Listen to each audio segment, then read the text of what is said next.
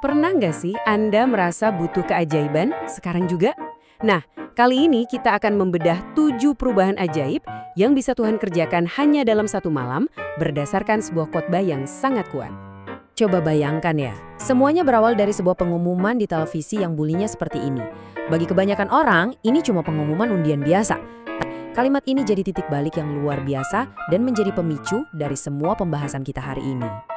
Dan ini langsung bikin kita berpikir kan, kalau tangan manusia yang cuma mengambil secari kertas saja bisa mengubah nasib seseorang dalam sekejap, coba deh bayangkan apa yang bisa dilakukan oleh tangan Tuhan yang Maha Kuasa.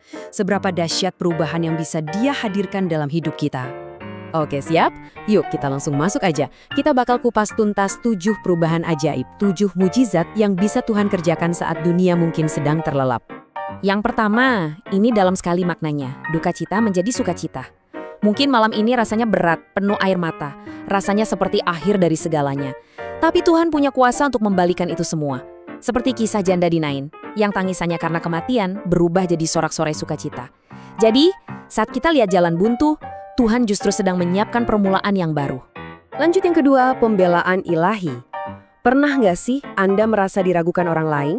Atau bahkan ragu sama panggilan hidup sendiri? Nah, Tuhan bisa memberikan pembelaan yang spektakuler. Seperti tongkat Harun yang tiba-tiba bertunas dan berbuah dalam satu malam. Itu jadi bukti yang tak terbantahkan, yang langsung membungkam semua suara sumbang. Dan ini nyambung banget ke poin ketiga, percepatan supernatural. Ini keren banget. Tongkat yang sama itu kan butuh proses bertahun-tahun untuk bisa berbuah. Tapi Tuhan membuatnya terjadi dalam satu malam. Artinya, apa yang menurut logika manusia butuh waktu lama, Tuhan bisa potong kompas dan wujudkan untuk Anda dalam sekejap. Luar biasa kan? Yang keempat, ini buat kita yang lagi merasa mentok. Benar-benar seperti di depan ada tembok, di belakang ada musuh. Gak ada jalan keluar. Di situasi seperti inilah Tuhan bekerja semalaman penuh. Dia bisa menciptakan jalan di tempat yang mustahil, persis seperti Dia membelah Laut Merah untuk bangsa Israel. Selalu ada jalan keluar.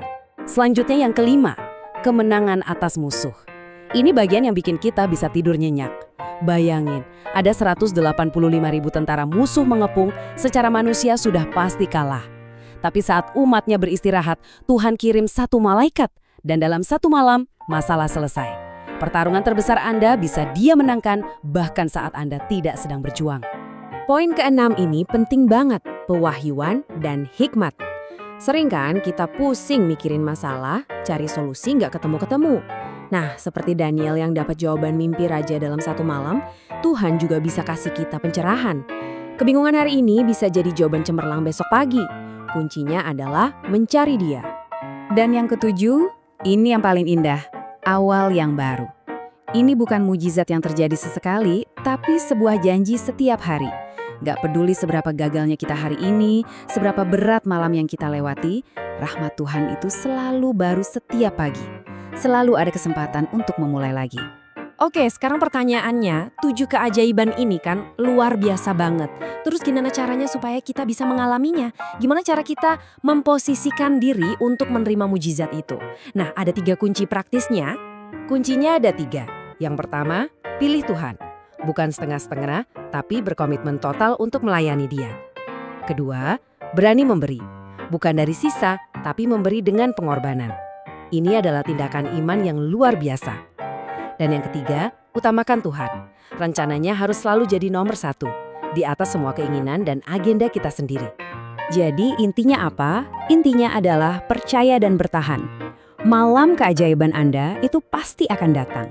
Hari mujizat Anda itu sedang dalam perjalanan. Jadi jangan pernah menyerah, apalagi saat rasanya sudah paling gelap. Karena itu tandanya fajar sudah dekat. Dan ini meninggalkan kita dengan satu pertanyaan untuk direnungkan. Setelah tahu semua ini,